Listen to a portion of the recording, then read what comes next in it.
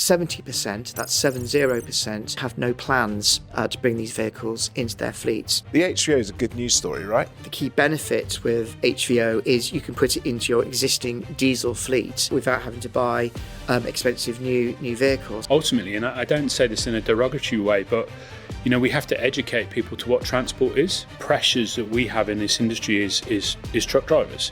There aren't enough of them. We need continuity.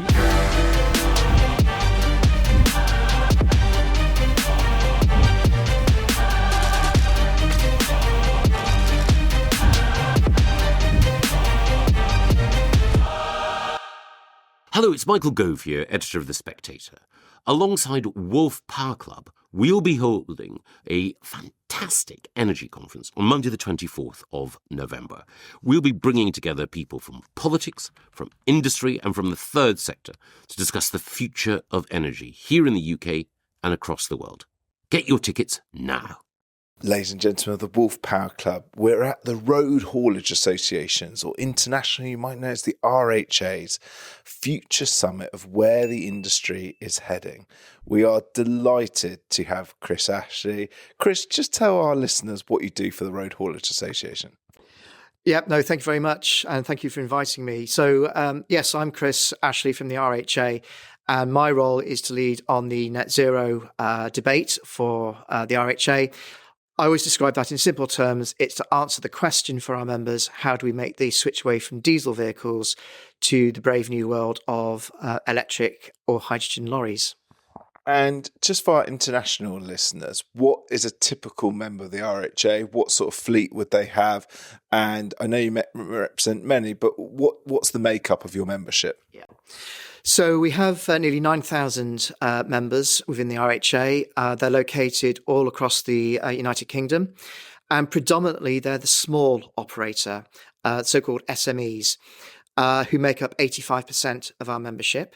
But we are a broad church, and we have that remaining 15% are then of the big fleets, household names certainly here in the UK, such as Maritime, who obviously are major players in our industry.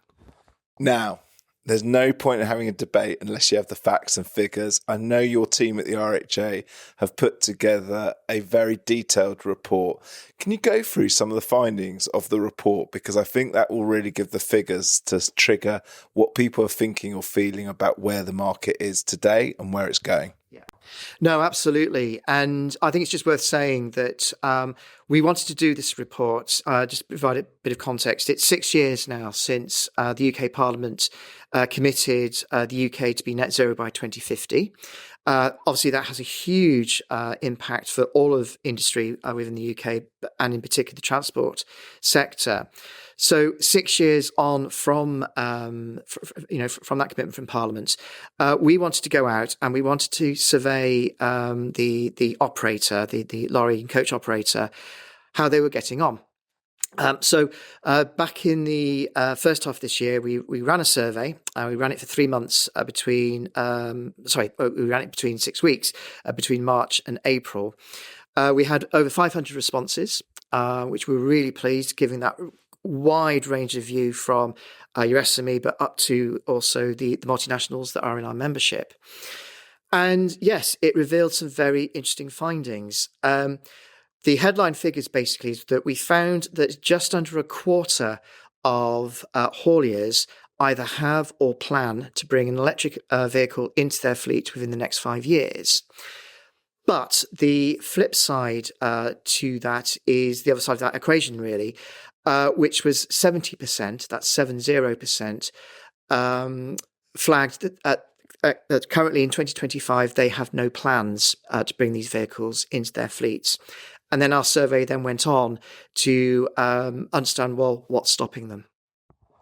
And I think that's really interesting, what's stopping. We've just come out of a session at your summit in Birmingham today where essentially, people were raising issues about cost, driver downtime, maintenance.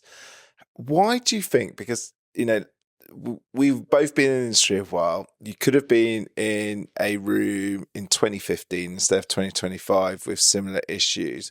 Why do you think that we continue to be in this situation where for a haulier, none of the OEMs really seem to have got around this issue of downtime or in terms of facility support to go to electric, especially on the heavy goods side? Yeah, so I mean, there's a range of factors, that I think preventing that progress to decarbonisation at the speed that we perhaps want to see.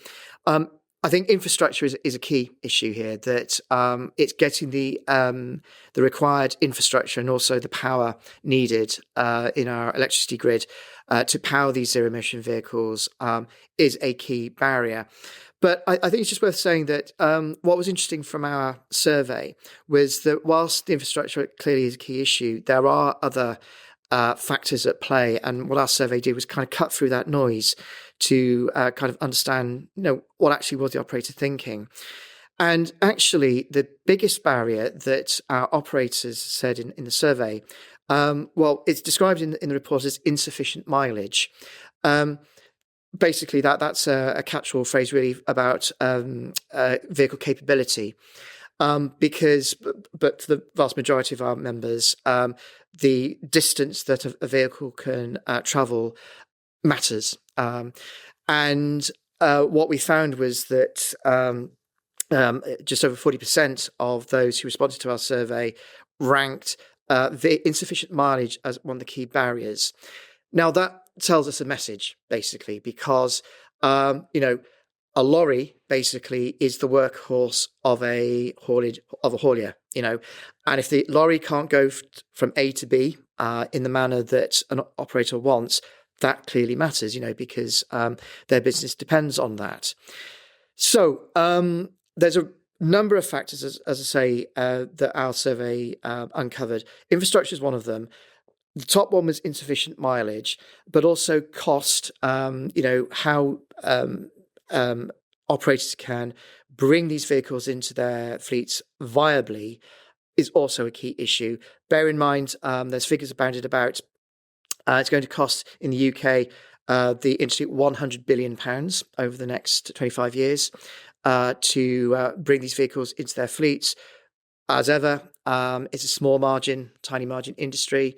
So squaring those quite substantial circles is a challenge, but one that we think, can be worked through to find the solutions. Moreton, we're at the RHA Summit looking at the future.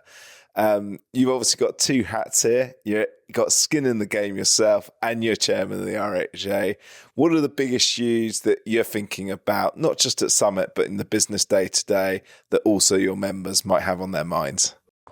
I look as an operator myself. I run a fleet of trucks and employ local people. So, it's the uncertainty about what and how we're going to decarbonise, like how we're going to educate ourselves to do that, but also the technology. For example, in my business, in Gloucestershire and the Cotswolds, some of these electric trucks just won't work for us. And there isn't an answer for that yet. I'm quite heavily linked with also construction and our vehicles that serve that, those house developers.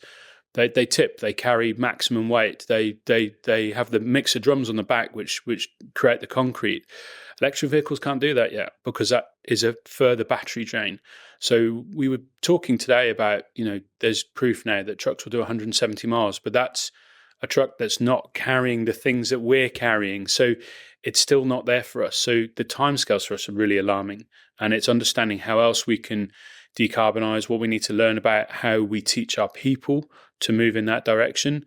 So there's a long game to go here. And this summit and the RHA, what they're doing is trying to help and support that and give the tools to the membership of being ready for that and a pathway for that, a roadmap, if you like. I think for our listeners across the 70 countries, because we deal with all energy, that might not sort of realise is actually what you also use the truck engine for, because I always laughed once. We had these very expensive city consultants come into the haulage company that I was involved in. We had nearly 900 trucks, fuel trucks, and they came back with this amazing report that if we stopped idling, how much fuel we'd save. We had to point out to them that the idling was actually powering the hoses that pumped the fuel and was our job. In terms of your vehicles, you said on the construction site, how the rest of the vehicle's powered when it's tipping, I presume it's using all parts of the engine, not just to be driving along the road, as you said, in terms of straight motorway usage. Yeah, for example, like the biggest use of energy of all our trucks would be a concrete mixer truck. That's the ones with the drums that spin on the back. That engine has to keep running because you don't want that concrete to go hard in the back of the drum. You got to keep spinning it. It's like mixing a cake. You got to keep working it. Because what you're doing is producing an engineered product that builds a house, is the foundation. You want that to be right. That it has to conform to a certain standard. So, idling is difficult to manage, but there's software on all our vehicles that, shows unnecessary idling and working idling, if you like. And I think, maybe the future for us will be alternative fuels, in what we do. Because as I said, the batteries and the drain on that just won't enable us to do, you'll need 4 vehicles to do the job of one at the moment for some of our work. So it's complicated. And as we've heard here this morning, the way we go through this will be about multiple options and multiple fuels and methods to get to the end result we want. But it's, like I said, it's a constant challenge. We're eternal optimists at the Wolfe Power Club. We like to be known as the happiest people in the energy industry. We just got out of the session. I think what was quite, though, inspiring is there was 2 talks. There's one, a company looking in the next year to bring out hydrogen trucks for their fleet, and another, one of the biggest operators in the country in terms of facility, DP World. For those of you who might not know DP World, not just in the UK, but across the globe, they manage some of the biggest ports. And, very thankfully, back in the day, I was involved in building an HVO terminal. HVO is probably on course to hit 1 billion litres by 2030. It's probably already about 500 million a year. And hydrogen is now being trialled in the country. And we were with Toyota last week with their hydrogen Hilux and stuff's going into HGVs. What does the RHA see as cause for optimism? Because the HVO is a good news story, right? Yes, absolutely. And I mean, provided, of course, that it's appropriately sourced, HVO provides, operators that opportunity to reduce emissions now by up to 90%. And the key benefit with HVO is you can put it into your existing diesel fleet without having to buy expensive new vehicles. So there's a very, very clear benefit to the operator to decarbonise through low carbon fuels. And, we want the policy landscape within the UK to support that because at the moment, just left to pure market forces, HVO is, a couple of percentage points more expensive than diesel on a price pence per litre basis. In a low margin industry like haulage, that matters. And so therefore to have government incentives in place to encourage the uptake of low carbon fuels like HVO, very much one of our key campaign points. And what does that look like? What's that ask look like? Well, our ask is for a fuel duty rebate linked to emissions reduction, a mechanism like that, which could be implemented by the Treasury to bring down the cost of HVO so it has parity with diesel. That would be a very attractive way and incentive to help operators decarbonise now, whilst the future technologies such as electric and hydrogen continue to develop. Now, outside of costs, there's probably 2 products that sort of are helping the behaviours of vehicles that either need liquid or a very, very similar thing. So one, you've got things like HVO, that's just a drop-in fuel, or perhaps a bit more futuristically, but I was with Toyota last week. We had hydrogen, but what was interesting, they showed a setup that would work on a building site. It was basically a hydrogen tanker that then could fill your vehicles in a very similar time to diesel or other fuels. In terms of like dropping HVO today, does your fleet use it? And would you consider something like hydrogen if it allowed you to have very similar behaviours and work patterns outside of the cost issue? I think that's the key. If we can find something that gives us the similar work patterns, because let's not forget, there's a driver in a vehicle here. Our culture over the last 5 or 6 years has been about work-life balance, right? It's been about doing less in, less time, allowing people to get back to their families. And one of the pressures that we have in this industry is truck drivers. There aren't enough of them. We need more. And one of the barriers to that is being out on the road. So any technology that increases delivery time, increases the amount of stops, especially what I bark on about is self and secure parking spaces for trucks, it becomes more of a barrier. So yeah, anything like hydrogen, like HVO, for example, that allows us to behave in a similar manner and get those people home at the end of a working day in the right time, and also get the product in the way that, with this house building project the current government's got, you need to build houses, so you need to be supplying them as quickly as they used to. So we have to maintain the status quo, but the pathway has to be different for the decarbonisation side of it. Now, you've got great support today. There's representatives probably from over 100 firms in the room today, but there might be thousands of drivers or small operators, that couldn't make it today.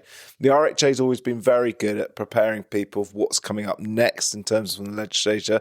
So in the UK, is there anything either related to environment or related to logistics and that distribution across the country that a distributor should be thinking about, maybe working with the RHA to understand it more?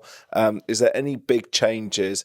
Because obviously we've seen a lot in the UK, from low emission zones to ULEZ and so on to Euro 6 back in the day. So yeah, is there any big changes that they should be expecting?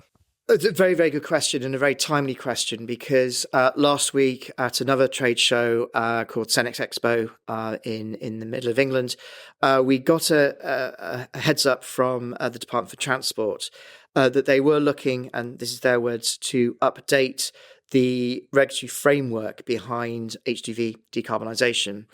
Now, at the moment, we have phase-out dates to meet where, to be clear, the sale of new diesel lorries will stop at various points. The detail is that it's under 26 tonne sale of new diesels will stop from 2035, and then from 2040, sales of new diesels of everything else will stop. But what we're kind of missing is that interim framework, if you will, to sort of manage that journey towards those phase-out dates. And so this is on in the public domain because, as I say, it was mentioned last week by the Department for Transport. They are looking to consult the industry, we understand, on how that regulatory framework could be updated. No specific details at this stage. What I am privy to, this is through speculation and normal information we get, say, through networking. There is talk about whether there should be a ZEV mandate for trucks. That would presumably be similar to the ZEV mandate that's in place for cars and vans. And, it's speculation at this stage, but it's instinctively feels that might be directed at the at the vehicle manufacturers. But until the government sort of declares its hand, obviously that's all speculation. All I can say for now is there was a heads up from the government. They are looking to, again, at the regulatory framework. So we'll see what comes out in due course. Now, penultimate question. There's a lot of rumour swirling about, and we're at the start of September here, is that in November's budget, they may well be bringing in a new tax of charging per mile. Whether it's true or not, because we've heard these rumours for a number of years and it's never materialised. I've always felt that charge per mile is a tax on the working, especially the RHA members.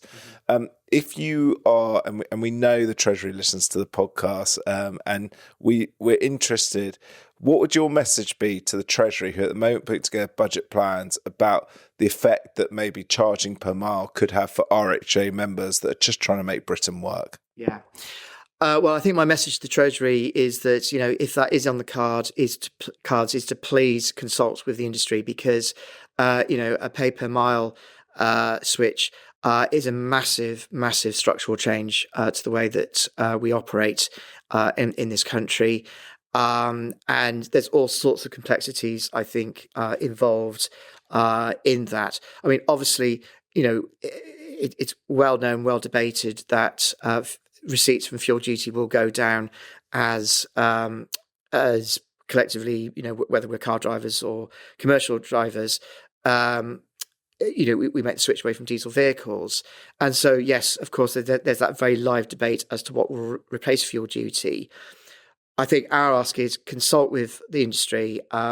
This won't be an easy thing to implement, and getting it right so that operators can continue to do the day job in a way that is viable is essential. And let's not forget here, one of the huge benefits of the haulage industry in this country is that it is so competitive. In mentioning at the top of this interview about the profile of the industry, how it's predominantly SME. Well, that brings a huge benefit to the end consumer, because there's basically almost perfect competition within the haulage industry to transport goods from A to B. What that means is that the price of transporting that good is always going to be as low as it can be. And so sustaining that benefit for the consumer, we would see as being absolutely key. And clearly, any move to pay per mile charging would potentially affect that dynamic. Now, final question. It's been brilliant, RHA. I think everyone knows the Wolfe Power Club is massive fanboys of trucks. Certainly the happiest moments of my careers were acquiring truck stops, running large fleets of hundreds of vehicles. Not that podcasting isn't as fun, but I just love trucking. In the next 12 months, what's one thing the government could do, whether it's related to the future of energy, whether it's related to the future of logistics? What's one thing the government could do to improve life for RHA members so that essentially we're in a better place in the United Kingdom for growth?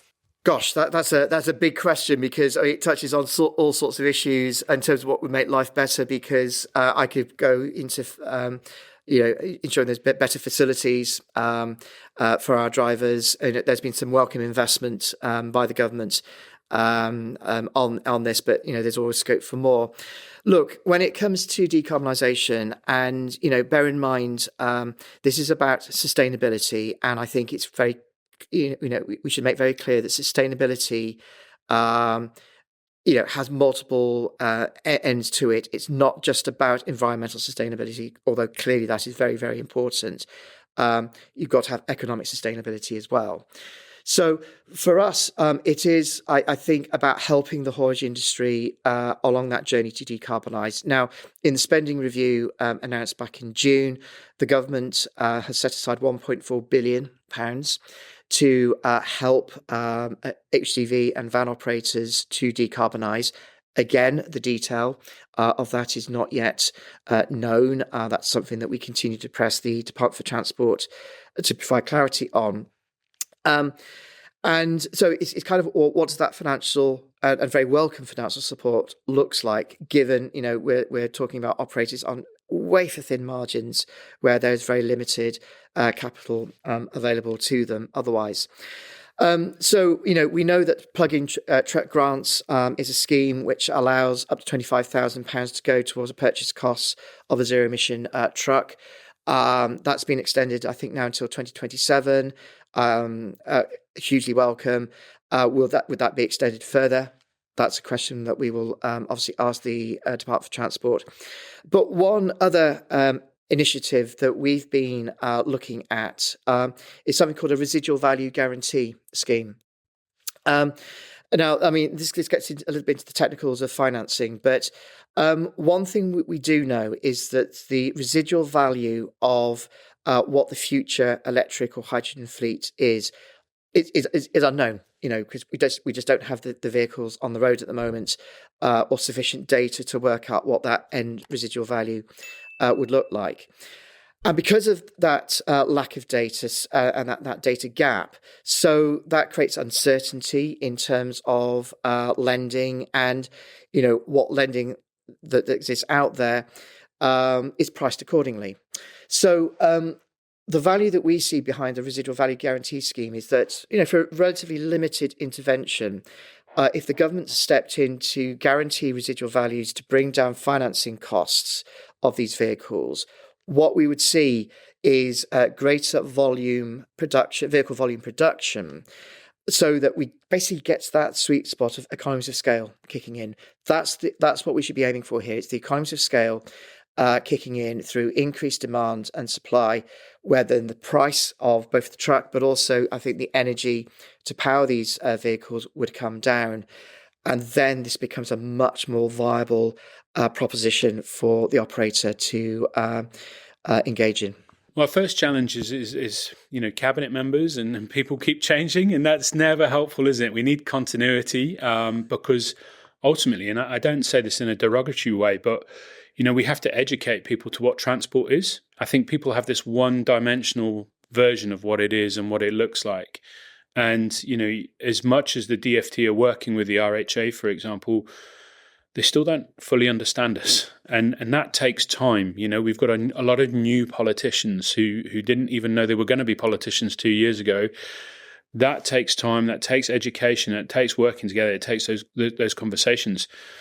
What we need is like, dare I use the example of COVID? In COVID, the penny dropped about what transport and logistics were and how essential it was. Sorry to use that word, but there's no other word.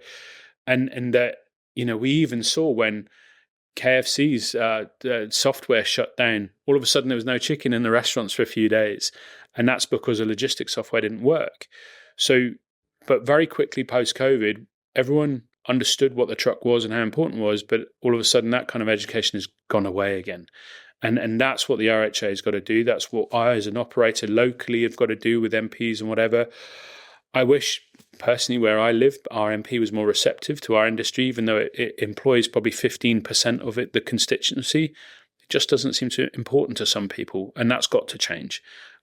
Business needs to thrive to make this economy and make us all have better lives, and also ability to afford investing in decarbonation and all the things that we're talking about. And it's about that working relationship that really needs to improve. One other thing just about driver welfare, because you've raised it today. I was very privileged at one point in my career to do the acquisition of the Holly's truck stop, run that for a number of years, improve facilities there, and use various grants to develop it. But it does still feel that we don't get away from this issue, that facilities still aren't there. And although the public face of us is the podcast, we do help a lot sort of companies looking into this area.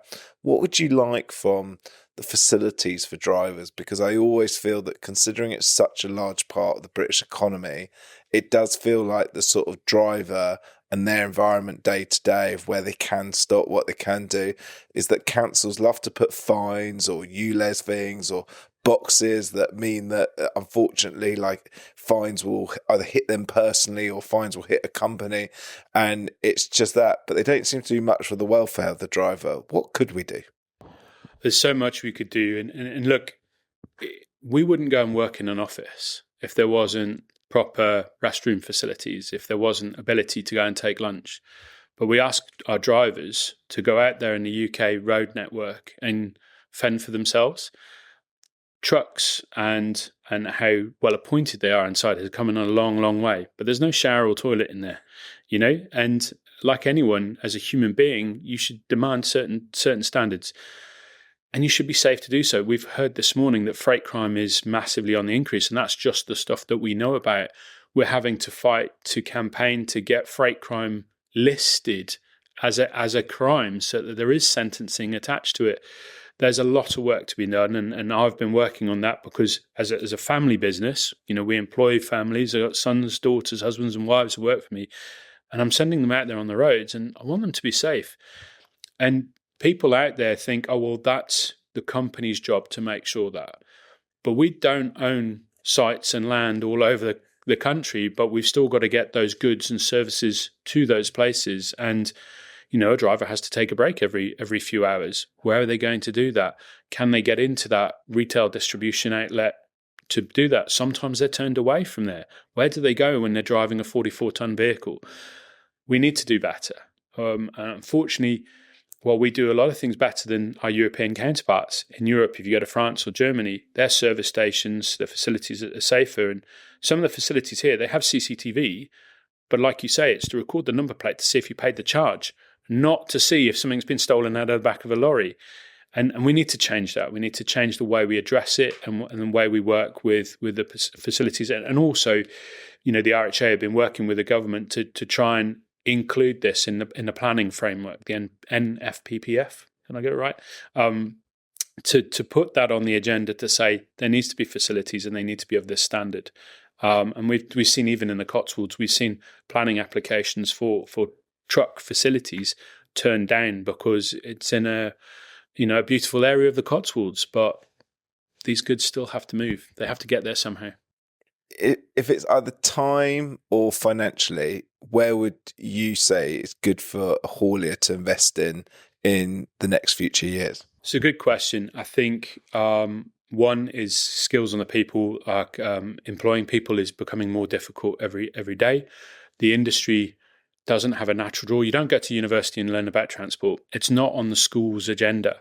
So we have to draw people in. We have to find those truck drivers and those transport managers of the future. So we have to invest in the people and in the future and show that there's a realistic vocation, which is very rewarding for people. Of course, we have to invest in technologies, and AI has also been spoken about this morning. That is changing almost overnight now, and I think a lot of us are unaware of like what we do and how we do it, and that's one of the purposes of today, right? Is understanding more about that and its potential. So, and then obviously there's technology and there's softwares, and we've heard from some people this morning talking about that they will come in and help evaluate your business and see actually what fuel's right for you, with your journeys that your trucks do. So there's a lot, and it's a lot of investment, and it's going to be a lot of money, and that means business needs to thrive. And I think that's where the government needs to kind of step up a bit to say, well, for our economy to work and to do these things, we need to create an environment where the businesses can invest and can take part in this journey with us rather than working against it. Final question, and I always like to be the happiest man in the energy world. So what's the coolest part about being a managing director of a logistics firm or the chairman of the RHA? Which one do I answer first? I think being the chair of the RHA, look, it's a very humbling and privileged, position. Look, I'm just a boy from Gloucestershire, part-time farmer, part-time haulier, and a few other things in between. So to be able to stand in and speak to the audience this morning, I was elected to the position that I'm in, and I will brag for a brief second. I am the youngest and longest serving ever RHA chair. It's the only time I'll ever be able to say that in my life now. But it's a humbling privilege, and I'm very lucky to do that. And I just hope I carry the members' messages and represent the membership as best as I can. In terms of my own business, I think, look, it's seeing that family name, rolling around out there and being very proud of that. Doing the generations that came before me proud and carrying that on, employing local people and trying to be a part of a positive thing and creating great landscapes with my quarrying business and leaving something better behind and giving something back to communities and helping us move forward. It's seeing those green lorries out there is kind of the best bit. Wasn't great to hear from you today. Just like to say from the podcast, thank you very much for being on. But I know what you mean about seeing your own vehicles. Now, I didn't own them, but as a director of a large company, there's nothing I enjoyed more than playing I Spy with my kids of who would field or who was driving for us. So it's great to have you on. Thank you for your time today. Thank you.